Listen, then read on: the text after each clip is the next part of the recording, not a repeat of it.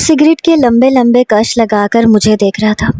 उसकी मेरे वजूद के आर पार होती नज़रें मुझे बेचैन कर रही थी और हैरान भी, क्योंकि देखने तो वो मेरी बहन को आया था, फिर मुझे क्यों देखे जा रहा था। शायद उन्हें कोई गलत फहमी हो गई होगी। मैं आहिस्ता से वहाँ से उठ गई। किचन में आई तो मेरी बहन कपों में चाय डाल रही थी और बहुत ज़्यादा नर्वस और खुश लग रही थी। मैंने पीछे से उसके गले में बाहें डाल दी, कहा कि शाज़मा जल्दी से चाय लेके जाओ, मेरे होने वाले जीजा जी तुम्हारे दीदार के लिए तड़पे जा रहे हैं। और मज़े की बात तो ये है कि शायद उन्होंने गलती से मुझे शाज़मा समझ लिया है, इसलिए मुझे देख रहे थे। मैंने ये बात मजाक में की तो शाज़मा ने मेरे सर पर चपत रसीद की और कहा कि शर्म करो, अपने होने वाले जीजा जी के बारे में ऐसी बात करती हो। मैंने कहा यार मजाक कर रही थी, अब जल्दी से जाओ, इससे पहले कि वो खुद किचन में आ जाए। मेरा अब लाउंज में जाने का कोई इरादा नहीं था, इसलिए मैं वहीं से किचन में खड़ी रही और प्लेट में पड़े हुए बिस्किट खाने लगी। बार बार मुझे अपने होने वाले जीजा जी की नज़रों का ख्याल आ रहा था। शायद ये मेरा वहम था, भला वो मुझे ऐसे कैसे देख सकते थे। उन्हें ज़रूर कोई गलत फहमी हुई होगी और अब मिसअंडरस्टैंडिंग क्लियर हो जाएगी जब शाज़मा चाय लेकर लाउंज में जाएगी। शाज़मा के जाने के बाद मैंने किचन का बखेड़ा समेटा। शाज़मा मुझसे 2 साल बड़ी थी। आज उसके रिश्ते के लिए बाकायदा तौर पर उसके ससुराल वाले उसे देखने आए थे, जिनमें मेरे होने वाले जीजा जी यानी फुरकान हमीद भी शामिल थे। शाज़मा का रिश्ता आउट ऑफ फैमिली किया गया था और किसी रिश्ते करवाने वाली मासी के ज़रिए रिश्ते की बात चलाई गई थी और आज वो मेरी बहन को देखने आए थे। मैं दिल ही दिल में दुआ मांग रही थी कि मेरी बहन का रिश्ता हो जाए, क्योंकि शाज़मा में किसी चीज़ की कोई कमी नहीं थी। वो ना सिर्फ अच्छी तालीम याफ्ता लड़की थी, बल्कि सुगड़ापे में भी मुझसे बढ़कर थी। हाँ, उसका रंग थोड़ा सा गंदमी था, मगर उसकी शख्सियत को मज़ीद पुरकशिश बनाता था। खुदा करे ये रिश्ता पक्का हो जाए, मैं दिल ही दिल में दुआ करने लगी, क्योंकि शाज़मा काफ़ी ज़्यादा एक्साइटेड थी। फुरकान हमीद काफ़ी बड़े ओहदे पर फाइज थे, वो कस्टम्स ऑफिसर थे और आज खसूसी टाइम निकाल के वो हमारे घर आए थे। देखने में भी बहुत ज़्यादा हैंडसम लगते थे और हर लिहाज से परफेक्ट थे, किसी भी लड़की का ख्वाब हो सकते थे। इसलिए मैं दिल ही दिल में अपनी बहन के अच्छे नसीब की दुआ मांग रही थी। थोड़ी देर के बाद मैं भी वहाँ लाउंज में जाके बैठ गई। फुरकान हमीद की फैमिली काफ़ी मुख्तसर थी।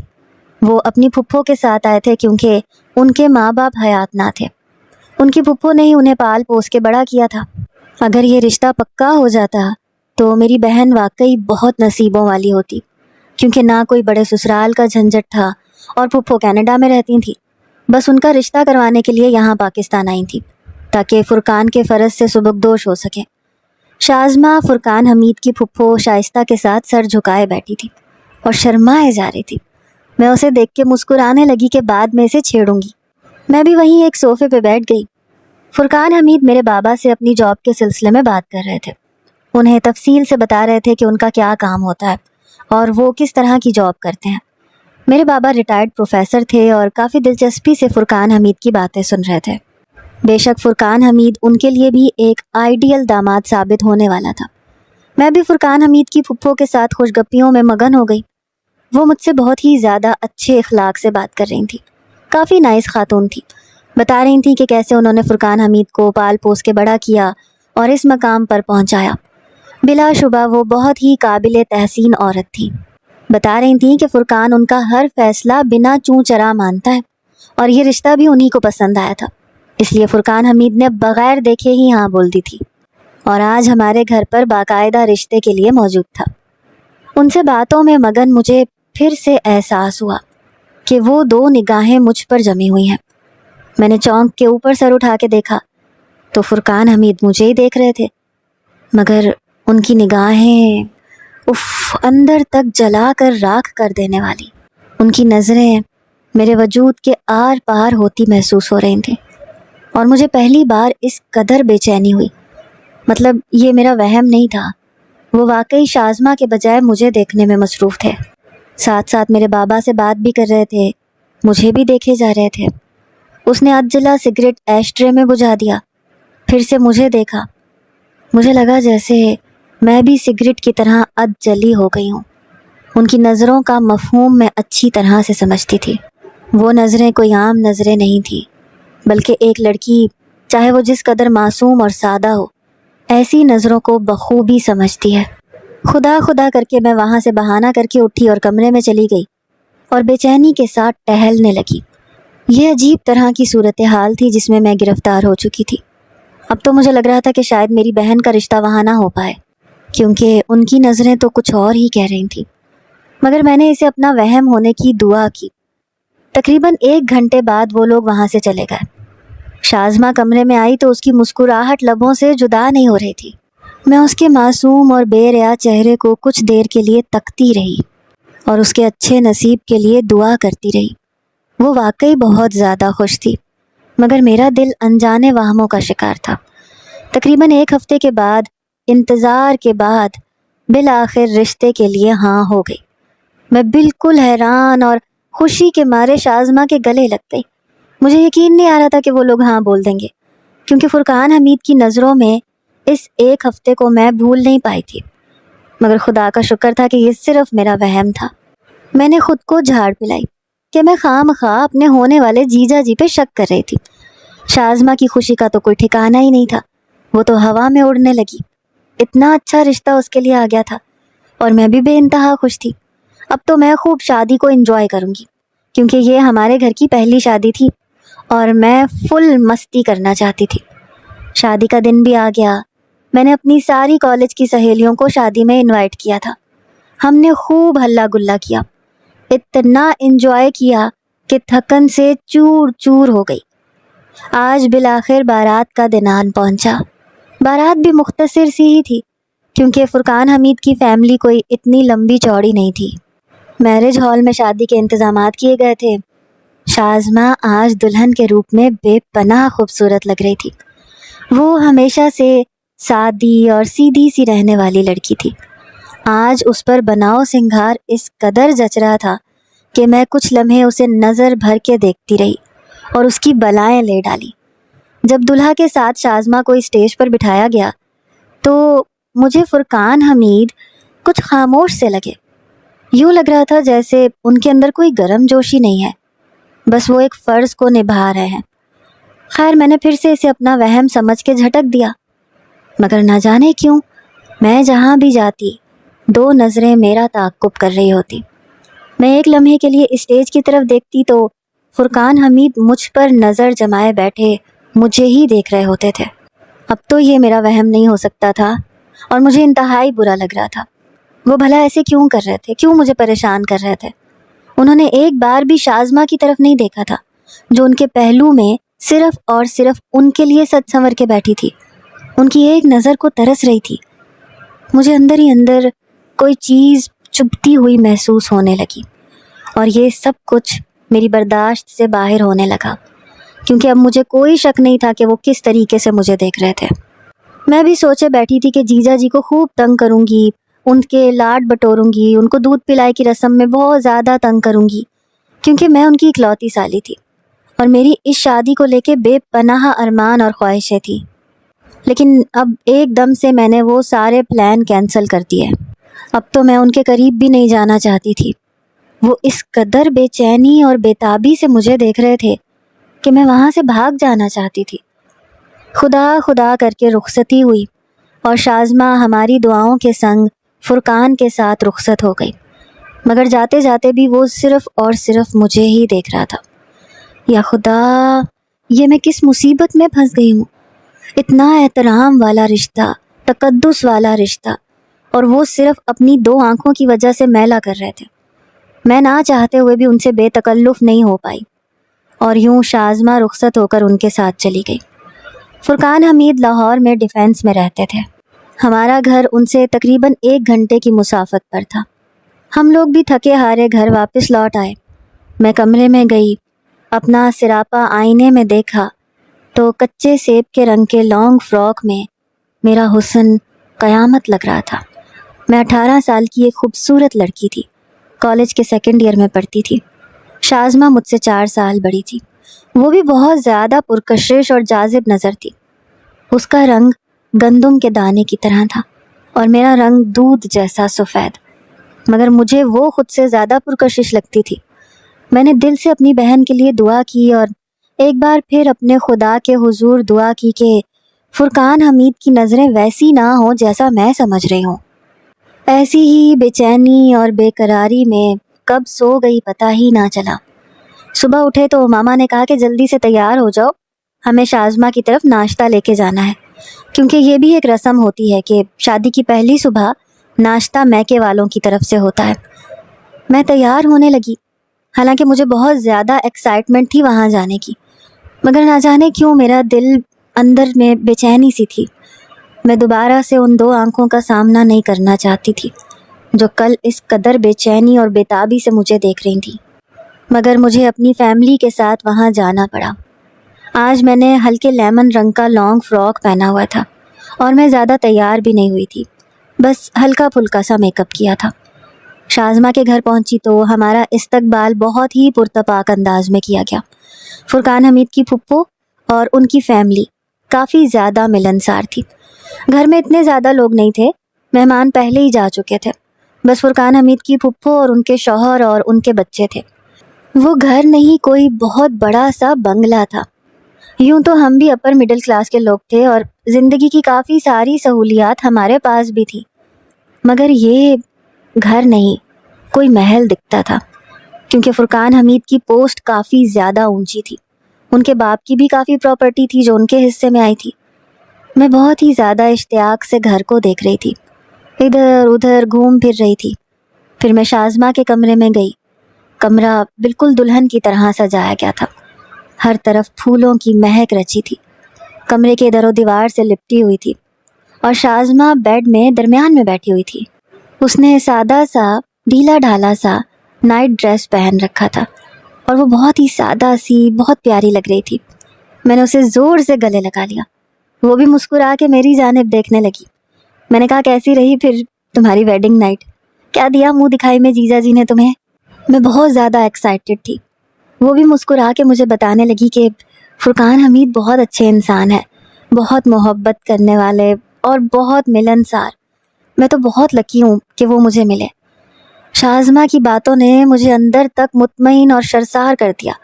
خدا کا شکر تھا کہ فرقان نے شازمہ کے تمام حقوق پورے کیے تھے۔ میرے دل سے جیسے منو بوجھ اتر گیا۔ اتنے میں جیجا جی بھی واش روم سے نکل آئے۔ وہ شاور لے کے نکلے تھے اور ہم دونوں کی نظریں ایک دم آپس میں ٹکرائیں۔ ان کی نظروں میں وہی والہانہ پن تھا جو میرے لیے ہوا کرتا تھا۔ ان کے گیلے بالوں سے پانی کے قطرے ان کے کندھے پہ پڑ رہے تھے۔ میں نے بے اختیار اپنی نظریں جھکا لی اور شازمہ سے معذرت کر کے کمرے سے نکل گئی۔ مجھے یوں لگ رہا تھا جیسے فرقان حمید کوئی بہت ہی چھپا رستم قسم کا انسان ہے۔ میں نہ چاہتے ہوئے بھی ان سے ایک فاصلے پر رہنے لگی، کیونکہ ان کی نظریں مجھے چین نہیں لینے دیتی تھیں، مگر دوسری طرف وہ شازمہ کو بھی خوش رکھتے تھے، کیونکہ شازمہ جب بھی ان کے ساتھ ہمارے گھر میں ہمیں ملنے کے لیے آتی تھی اس کے چہرے سے خوشی عیاں ہوتی تھی، مگر کبھی کبھی مجھے اس کی آنکھیں اداس سی لگتی تھیں۔ وجہ جاننے کی کوشش کرتی تو وہ کہتی کچھ بھی نہیں ہے کومل، تمہیں بس وہم ہو گیا ہے، میں بہت خوش ہوں فرقان کے ساتھ، فرقان بہت ہی اچھا انسان ہے، میں بہت زیادہ لکی ہوں۔ اور میں ان کو دیکھ کے مطمئن ہو جاتی تھی۔ وقت یوں ہی گزرنے لگا۔ میں سیکنڈ ایئر کے بعد اب یونیورسٹی جانے لگی۔ میرے ذہن میں شادی کا دور دور تک بھی پلان نہیں تھا۔ میرے بابا بھی مجھے بہت آگے تک پڑھانا چاہتے تھے، میں انہی کی طرح پروفیسر بننا چاہتی تھی، مگر میں نہیں جانتی تھی کہ میری زندگی میں کون سا موڑ آنے والا ہے، کہ ایک دم سے میرے سارے خواب پیروں کے نیچے کچلے جائیں گے اور میرے سارے ارمان آنکھوں سے نوچ لیے جائیں گے۔ شازمہ پریگننٹ تھی، اس کی طبیعت کافی زیادہ خراب رہنے لگی تھی۔ وہ اکثر ہی ہمارے گھر میں ہوتی تھی، بہت ہی زیادہ چپ چپ اور خاموش رہتی تھی۔ فرقان حمید سے میرا سامنا کچھ زیادہ نہیں ہوتا تھا، بس وہ شازمہ کو چھوڑنے آتے تھے یا لینے کے لیے آتے تھے تو ہماری نظروں کا ٹکراؤ آپس میں ہو جاتا تھا، اور میں خود ہی نظر جھکا لیتی تھی، کیونکہ مجھے ان کی آنکھوں میں دیکھنا ہمیشہ ہی بہت مشکل لگتا تھا۔ بلا شبہ وہ بہت ہی پیچیدہ انسان تھے، کسی کی بھی سمجھ میں نہ آنے والے، اور شازمہ بھی ان کی شخصیت کے بارے میں کچھ زیادہ نہیں بتاتی تھی، بس وہ یہ کہتی تھی کہ فرقان بہت اچھا انسان ہے، میں اس کے ساتھ بہت خوش ہوں۔ ماما شازمہ کا دن رات خیال رکھ رہی تھیں۔ سسرال میں تو کوئی نند یا ساس نہیں تھی ان کا خیال رکھنے کے لیے، اس لیے ماما نے فرقان سے کہہ دیا تھا کہ شازمہ کا پہلا بچہ اس کے میکے میں ہی ہوگا، اور فرقان کو اس بات پہ کوئی اعتراض نہیں تھا۔ جوں جوں ان کی ڈیلیوری کے دن قریب آ رہے تھے، ان کی پریشانی اور بے چینی بڑھتی جا رہی تھی۔ ہم سب انہیں تسلی دلوانے کی کوشش کرتے کہ سب ٹھیک ہو جائے گا، اور بالآخر وہ دن آ گیا جب ایک چاند سا بیٹا نرس باہر لے کے آئی اور ہماری گود میں پکڑا دیا۔ سب سے پہلے اسے میں نے پکڑا تھا۔ وہ اتنا پیارا ننھا منا سا بچہ تھا کہ مجھے اس پہ بے انتہا پیار آیا۔ میں نے اسے بے اختیار اپنے سینے سے لگا لیا۔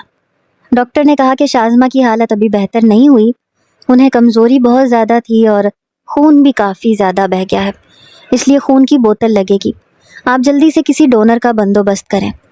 ہم بھی پریشان ہو گئے، مگر فرقان حمید نے سب سنبھال لیا۔ شازمہ کو خون لگنے کے آدھے گھنٹے بعد اس کی طبیعت مزید خراب ہونے لگی۔ اب ہم واقعی زیادہ تشویش میں مبتلا ہو چکے تھے۔ یوں لگ رہا تھا جیسے ہماری خوشیوں کو کسی کی نظر کھا رہی ہو، اور یوں ہمارا ہنستا بستا گھر اور ہماری خوش نما زندگی میں ایک بھونچال آ گیا جب نرس بھاگی بھاگی آئی اور کہا کہ شازمہ کی طبیعت بہت زیادہ بگڑ گئی ہے، انہیں ایمرجنسی میں شفٹ کرنا پڑے گا، مگر اس سے پہلے ہی بہت دیر ہو چکی تھی کیونکہ وہ دم توڑ چکی تھی۔ اسے شاید بلڈ انفیکشن کر گیا تھا۔ ہم ایک دوسرے کا چہرہ دیکھ رہے تھے جیسے کوئی تیسری دنیا کی بات سن رہے ہوں۔ بھلا ایسے کیسے ہو سکتا ہے ہماری آنکھوں کے سامنے ہماری جان سے پیاری چیز ہم سے چھن جائے؟ وہ دن ہمارے لیے کسی قیامت سے کم نہیں تھا۔ میری گود میں شازمہ کا بچہ تھا جو روئے جا رہا تھا، اور میں بالکل صدمے سے گنگ کبھی بچے کو دیکھتی، کبھی شازمہ کا مردہ وجود۔ ایک دفعہ بھی اپنے بچے کو اٹھا کے پیار نہیں کیا تھا اس نے، جس نے اسے 9 ماہ اپنے پیٹ میں پالا، اسے ایک بار بھی چھونے کی مہلت نہ ملی۔ موت سے بڑی حقیقت اس دنیا میں کوئی بھی نہیں، اور موت سے بڑی اذیت بھی۔ ہم نے زندگی میں آج تک کوئی بہت بڑا صدمہ یا غم نہیں دیکھا تھا، اور یہ غم ہم سب کو اندر ہی اندر سے کھائے جا رہا تھا۔ اوپر سے شازمہ کا بیٹا اتنا چھوٹا تھا کہ وہ کسی کے پاس جاتا ہی نہیں تھا، روتا رہتا تھا۔ البتہ میرے پاس وہ سکون میں ہوتا تھا، میں ہی اس کی دیکھ بھال کرتی۔ مجھے بار بار اپنی بہن یاد آتی تو میں زاروں قطار رونے لگتی۔ آخر اتنا بڑا ظلم کیوں ہوا اللہ تعالیٰ نے ہم سے ہماری اتنی پیاری چیز چھین لی، اور ہم کوئی شکوہ بھی نہیں کر سکتے تھے۔ اس لیے قسمت کا لکھا ہوا سمجھ کے صبر کے گھونٹ بھر کے رہ گئے۔ فرقان حمید بھی کافی زیادہ خاموش ہو گئے تھے، نہ انہوں نے زیادہ غم کا اظہار کیا تھا، نہ واویلا مچایا تھا، اور نہ ہی ہم سے کوئی تسلی یا دلاسا لیا تھا۔ وہ بس اپنے بیٹے کے لیے کچھ دیر کے لیے آتے، اسے گود میں بٹھا کے پیار کرتے اور چلے جاتے، کیونکہ ان کی ڈیوٹی کافی زیادہ ٹف تھی۔ ارتضیٰ میرے پاس رہتا تھا، میں اس کی دیکھ بھال کر رہی تھی۔ مجھے یونیورسٹی سے سمر ویکیشنز تھیں، اس لیے میں ہر وقت اس کے ساتھ ہی رہتی تھی۔ کہتے ہیں کہ وقت سب سے بڑا مرہم ہوتا ہے، اور شاید سچ ہی کہتے ہیں، کیونکہ بڑے سے بڑا غم اور بڑی سے بڑی تکلیف وقت کے ساتھ ساتھ مندمل ہونے لگتی ہے۔ ہم لوگ اپنی زندگیوں میں پھر سے مگن ہو جاتے ہیں۔ میرے ماں باپ وقت سے پہلے بوڑھے ہو چکے تھے، کیونکہ اولاد کے جانے کا صدمہ ماں باپ کے دل پہ بہت زیادہ کاری ہوتا ہے۔ وہ وقت سے پہلے بوڑھے ہو جاتے ہیں۔ اب تو میری ماں کو ہر وقت میری فکر ستائے رکھتی، کیونکہ انہیں لگتا تھا کہ زندگی کا کوئی بھروسہ نہیں ہے، نہ جانے میرا کیا بنے گا۔ میں انہیں تسلی دیتی تھی کہ آپ کیسی باتیں کرتی ہیں۔ ایک روز فرقان کی پھپھو کینیڈا سے واپس آ گئیں۔ شازمہ کے لیے کافی زیادہ دکھ کا اظہار کیا، وہ بھی فرقان کی وجہ سے بہت زیادہ پریشان تھی۔ انہوں نے جاتے جاتے امی کے کان میں ایسی بات ڈالی جسے سن کے میں سکتے میں آ گئی۔ میں نے کہا امی ایسے کیسے ہو سکتا ہے بھلا، میں ایسا ہرگز نہیں ہونے دوں گی۔ مگر میری ماں مجھے امید بھری نظروں سے دیکھنے لگی، کہنے لگی بیٹا تم اچھی طرح سے جانتی ہو تم سے بڑھ کے کوئی ارتضیٰ کا خیال نہیں رکھ سکتا، اور فرقان بہت ہی اچھا انسان ہے، دیکھا بھالا لڑکا ہے، اس میں کوئی کمی نہیں ہے، اور میں تمہارے حوالے سے بہت زیادہ فکر مند رہتی ہوں، اس لیے تم اچھی طرح سے سوچ لو۔ میں پھر بھی تم پہ اپنا فیصلہ زبردستی مسلط نہیں کروں گی، کیونکہ تمہاری اپنی زندگی ہے، اپنی چوائسیز ہیں۔ میری ماں نے مجھے ایک ایسے دوراہے پہ لا کے کھڑا کر دیا تھا کہ مجھے کچھ بھی سمجھ نہیں آ رہی تھی میں کیا کروں۔ میرے سارے خواب ایک دم سے میرے سامنے آ کے کھڑے ہو گئے۔ مجھ سے سوال کرنے لگے کہ ہمارا کیا؟ اور پھر فرقان کی وہی دو آنکھیں مجھے یاد آنے لگتی جو جب بھی مجھے دیکھتی تھیں یوں لگتا تھا جیسے میرے وجود کے آر پار ہو رہی ہوں، اور میری بے چینی حد سے سوا ہونے لگتی تھی۔ کیا میں اس شخص کو اپنی زندگی میں شامل کر سکتی تھی جو میری بہن کا شوہر تھا؟ میرے دل میں ان کے لیے صرف اور صرف بے چین کر دینے والے جذبات تھے اور کچھ بھی نہیں، مگر مجھے اپنی ماں کی التجا کی لاج رکھنی تھی۔ اور جب میں ارتضیٰ کو دیکھتی تھی جو اتنا چھوٹا معصوم سا بچہ تھا، کیا وہ دوسری ماں سے ویسی محبت سمیٹ سکے گا جیسی اسے شازمہ سے یا مجھ سے مل سکتی تھی؟ ارتضیٰ کو دیکھ کے میرے لیے فیصلہ کرنا آسان ہو گیا، اور میں نے خاموشی سے نکاح نامے پہ دستخط کر دیے۔ یوں میں آج فرقان حمید کی دلہن بن کے اس کے کمرے میں بیٹھی تھی۔ میری گود میں ارتضیٰ تھا جو کھیل رہا تھا، اور میرا دل ہر طرح کے جذبات سے آری تھا۔ میں کسی اسٹیچو کی طرح بیڈ پہ بیٹھی تھی۔ اچانک کمرے کا دروازہ کھلا اور میرا دل جیسے کسی نے مٹھی میں لے لیا۔ مجھے بے اختیار اپنے فیصلے پہ پچھتاوا ہوا۔ کیا میں فرقان کو اپنے شوہر کے روپ میں دیکھ سکتی تھی؟ دل نے کہا ہرگز نہیں، بھاگ جاؤ یہاں سے، مگر اب بہت دیر ہو چکی تھی۔ وہ قدم قدم چلتا میرے قریب آیا۔ میں نے کوئی اتنا خاص بناؤ سنگھار نہیں کیا تھا کیونکہ مجھے کوئی چاہ ہی نہیں تھی۔ یہ تو بس ایک سمجھوتا تھا، ایک مجبوری تھی جسے مجھے نبھانا تھا۔ وہ میرے پہلو میں آ کے بیٹھ گیا، ارتضیٰ کو میری گود سے اٹھا کے اپنی گود میں بٹھا لیا، پیار کرنے لگا۔ پھر باہر سے کسی کو آواز دی۔ ایک 40-45 سال کی عورت کمرے میں آئی۔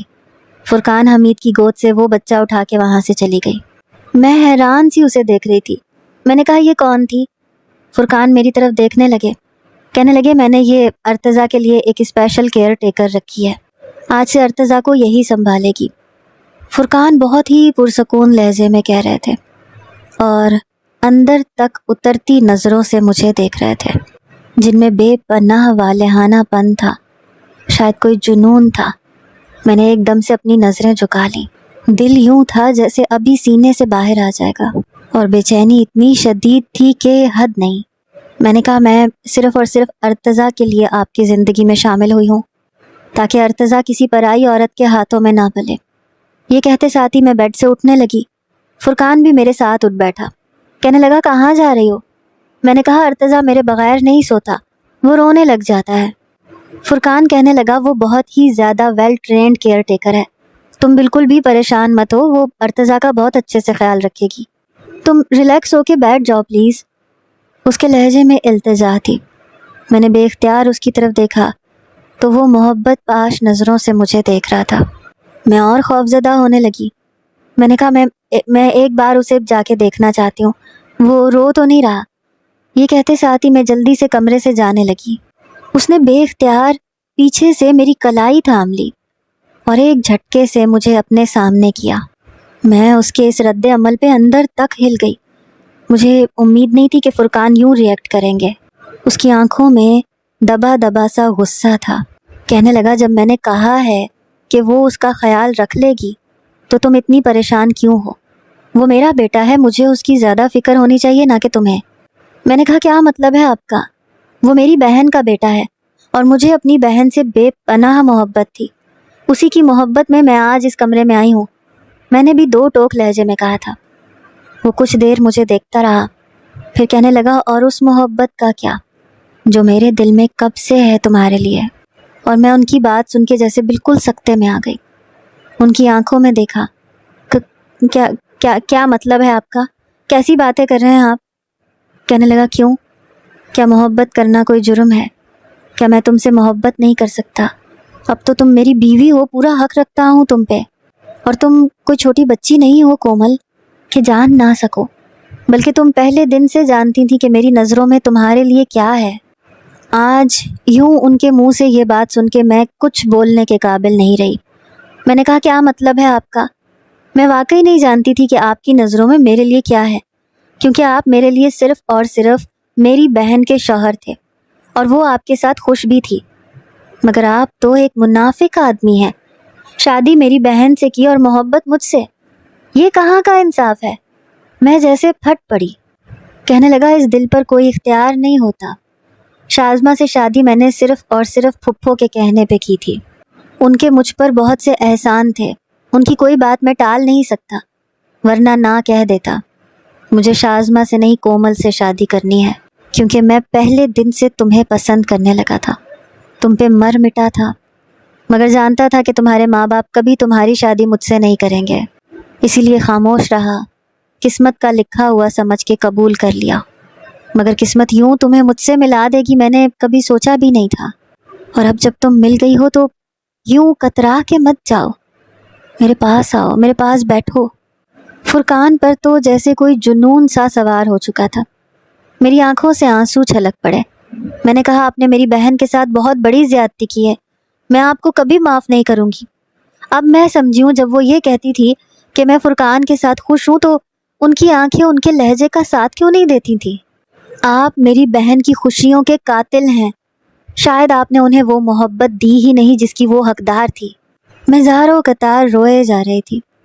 فرقان نے زور سے میری دونوں کلائیاں تھامی اور مجھے جھٹکے سے اپنے سینے سے لگا لیا، کہنے لگے تمہیں اندازہ ہی نہیں تمہیں پانے کے لیے میں کس حد تک گیا ہوں۔ اب جب تم میری ہو چکی ہو تو کیسے چھوڑ دوں تمہیں، کیسے جانے دوں؟ بولو۔ میں اس کا اتنا جارحانہ انداز سہ نہیں پا رہی تھی، میرا وجود تھر تھر کانپ رہا تھا، میری آنکھوں سے آنسو بہہ رہے تھے، مگر اس کا دل میرے آنسو موم کرنے سے قاصر تھے۔ اس پہ تو نہ جانے کیسا جنون سوار تھا، اور پھر وہ اپنا سارا جنون مجھ پہ نچھاور کرتا گیا اور میں اس کے جنون تلے سسکتی رہی۔ مجھے اندازہ ہی نہ ہو سکا کہ وہ میرے حوالے سے کس قدر پاگل اور جنونی انسان ہے۔ صبح میں اٹھی تو وہ میرے پہلو میں آ کے بیٹھا، مجھے چائے بنا کے پیش کی، کہنے لگا سوری مائی ڈیئر، رات کو تمہیں دیکھتے ہی بے قابو ہو گیا تھا، نہ جانے کب سے تمہیں دل ہی دل میں چاہتا ہوں، تم اس طرح سے ریئیکٹ کرو گی تو پھر مجھے اپنی محبت دھونس جما کے حاصل کرنی پڑے گی۔ اس نے میرے کپ کپاتے ہاتھوں پہ اپنے ہاتھ رکھے تو دل ایک دم تھم سا گیا۔ میں اس شخص کے سامنے رونا نہیں چاہتی تھی، مگر پھر بھی آنسو میری آنکھوں سے رواں ہونے لگے۔ مجھے نہ جانے کیوں یوں لگ رہا تھا جیسے شازمہ کی موت کے پیچھے اس کا ہاتھ ہے۔ میں حد سے زیادہ بدگمان ہو چکی تھی۔ کیا ایسی ہوتی ہے محبت؟ محبت تو دوسروں کو خوشی اور سکون دینے والا جذبہ ہوتا ہے، مگر اس کا ساتھ مجھے بے چین کرتا تھا۔ مگر یہ بات فرقان کی سمجھ میں نہیں آتی تھی، کیونکہ وہ تو اس چیز کو محبت کا نام ہی دیتا تھا۔ میں ایک بے بس عورت تھی، شاید مجھے ایسی ہی زندگی گزارنی تھی اور یہی میرا نصیب تھا۔ میں ارتضیٰ کے ساتھ خود کو مصروف رکھنے کی کوشش کرتی، بہت ہی خاموش اور چپ چپ رہنے لگی۔ میری ماں مجھ سے پوچھتی کہ کیا تم خوش ہو؟ میں مسکرا کے کہتی جی ماما، فرقان بہت اچھے ہیں، مجھے بہت پیار کرتے ہیں، اور ماں مطمئن ہو جاتی تھیں۔ اب مجھے سمجھ میں آ رہا تھا کہ جب میں شازمہ سے پوچھتی تھی کہ کیا وہ فرقان کے ساتھ خوش ہے تو وہ مسکرا کے یہی جواب دیتی تھی، مگر اس کی آنکھوں میں نمی رقم ہوتی تھی۔ بظاہر فرقان میں کوئی خرابی نہیں تھی، وہ میری ہر ضرورت کا خیال رکھتا تھا، ہر بات بولنے سے پہلے پوری کر دیتا تھا، مگر اس کے نزدیک محبت صرف عورت کے وجود سے لذت حاصل کرنے کا نام تھا۔ اس کے نزدیک اپنی بیوی کی رضامندی یا خوشی کی کوئی ویلیو نہ تھی، یا شاید وہ اس چیز کو نظر انداز کر دیتا تھا، مگر میں اسے کیسے احساس دلا سکتی تھی کہ میاں بیوی کا رشتہ کمپینین شپ پہ مشتمل ہونا چاہیے، ایک دوسرے کا دکھ سکھ میں ساتھی بن کے رہنا، ایک دوسرے کی چھوٹی چھوٹی خواہشوں کا خیال رکھنا، جو بظاہر بے ضرر سی لگتی ہیں مگر ایک عورت کے لیے بہت ضروری ہوتی ہیں، ایک دوسرے کو رسپیکٹ دینا، ویلیو دینا۔ مگر شاید مرد ذات ایسی ہی ہوتی ہے، کبھی کبھار وہ نہ چاہتے ہوئے بھی عورت کے جذبات کو اپنے پیروں تلے کچل ڈالتا ہے، اور اسے خود بھی اس چیز کا علم نہیں ہوتا، اس لیے میں نے بھی کبھی اسے یہ احساس نہیں دلایا تھا۔ اور میں تو فرقان سے شازمہ کی موت کے حوالے سے بھی بدگمان ہو گئی تھی۔ جو شخص میرے لیے اس قدر جنونی تھا وہ شاید مجھے پانے کے لیے اپنی انچاہی بیوی کو ٹھکانے لگا سکتا تھا، مگر میں اس بات کی کھوج لگانے سے ڈرتی تھی، کیونکہ حقیقت جان کر بھی تو مجھے اسی کے ساتھ رہنا تھا، اس لیے اس بات سے کبھی پردہ نہ اٹھا سکی۔ ایک دن یوں ہی میں اسٹور روم کی صفائی کر رہی تھی کہ مجھے ایک پرانی ڈائری ملی۔ اس پر وقت کی گرد چڑھی تھی۔ میں نے اسے اپنے دوپٹے سے صاف کیا۔ جب اس کا پہلا صفحہ کھولا تو اوپر شازمہ فرقان لکھا ہوا تھا۔ تو کیا یہ شازمہ نے لکھی تھی؟ میں جانتی تھی شازمہ کو ڈائریز لکھنے کا بہت شوق تھا۔ وہ اپنی روز کی روٹین ڈائری میں لکھ کے محفوظ کر لیا کرتی تھی اور میں پھر چھپ کے پڑھا کرتی تھی۔ اور پھر میں نے اسے پڑھنا شروع کیا تو جیسے جیسے پڑھتی گئی میری آنکھوں سے آنسو جاری ہونے لگے۔ شازمہ جو بظاہر ایک ہنستی مسکراتی لڑکی تھی اور کہتی تھی کہ میں فرقان کے ساتھ بہت خوش ہوں، فرقان ایک بہت ہی پیار کرنے والے انسان ہے، اس نے اپنے سارے درد اس ڈائری میں بیان کیے تھے کہ کیسے وہ ایک انچاہی بیوی تھی۔ لکھا تھا کہ مجھے شادی کی پہلی رات ہی یہ باور کروا دیا گیا تھا کہ میں فرقان کی نہیں بلکہ فرقان کی پھپھو کی پسند ہوں اور فرقان سے کچھ زیادہ کی توقع نہ رکھوں۔ مجھے فرقان سے ویسی محبت اور چاہت کبھی ملی ہی نہیں جو ایک عورت کو اپنے شوہر سے چاہیے ہوتی ہے، جس کے لیے وہ اپنے ماں باپ کو، گھر بار کو چھوڑ کے آتی ہے۔ جیسے جیسے میں ڈائری پڑھتی جا رہی تھی ویسے ویسے میری آنکھوں سے آنسو بہتے جا رہے تھے۔ شازمہ نے لکھا تھا کہ کاش فرقان کے دل میں میرے لیے ذرا سی بھی محبت اور رسپیکٹ پیدا ہو جائے تو میں اپنے آپ کو اس دنیا کی خوش قسمت ترین لڑکی سمجھوں گی، مگر مجھے کبھی کبھی لگتا ہے کہ فرقان کے دل میں کوئی اور آن بسا ہے، مگر میں جب بھی ان سے پوچھتی ہوں تو وہ کہتے ہیں کہ اب کیا فائدہ بتانے کا۔ میں اس خوش قسمت لڑکی کے بارے میں جاننا چاہتی ہوں جس کے لیے میرے شوہر کا دل دھڑکتا ہے۔ کاش میں وہ لڑکی بن سکتی یا اس لڑکی کے بارے میں جان سکتی کہ وہ کون ہے۔ بے اختیار میری آنکھوں سے آنسو رواں ہونے لگے۔ کاش میری بہن شازمہ اس وقت میرے پاس ہوتی اور میں اسے بتاتی کہ اس کے نزدیک میں ہی وہ خوش قسمت لڑکی ہوں، مگر کوئی مجھ سے پوچھتا تو میں یہ کہتی کہ میں بھی شازمہ کی طرح ہی تھی۔ فرقان مجھ پر اپنی ساری محبتیں، چاہتیں لٹاتا تھا، مگر پھر بھی میری روح بنجر اور ویران تھی، کیونکہ یہ روح حقیقی محبت سے بالکل محروم تھی۔ فرقان کو صرف میرے حسن نے متاثر کیا تھا اور وہ اس کی پوجا کرتا تھا، مگر اس کی سنگت نے مجھے اندر تک سرشار نہیں کیا تھا۔ یہ سب کچھ بتانے کے لیے شازمہ وہاں موجود نہیں تھی۔ میں نے اس ڈائری کو واپس بند کر دیا اور اسٹور روم سے باہر نکل آئی۔ میں نے دل میں یہی سوچا کہ مجھے فرقان کی محبت کے ساتھ سمجھوتا کرنا تھا، کیونکہ عورت سمجھوتے اور کمپرومائز کا دوسرا نام ہوتی ہے۔ وہ اپنی خواہشوں اور ضرورتوں کا قتل کر کے اپنے شوہر اور اپنے بچوں کو خوش رکھنے کے جتن کرتی ہے۔ شاید یہی ایک عورت کے نصیب میں لکھا ہوتا ہے۔